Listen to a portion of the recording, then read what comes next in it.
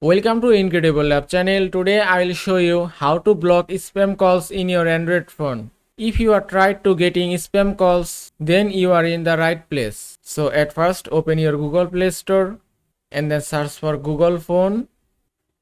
After that you have to install Phone by Google and give it a moment and the download is complete. Now just close the Play Store and then open your Google Phone app.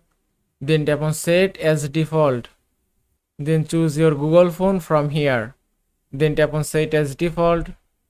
Now after completing your setup, then tap on three dots. Then tap on Settings. Now here at the top you can see caller ID and spam option. Then just tap here.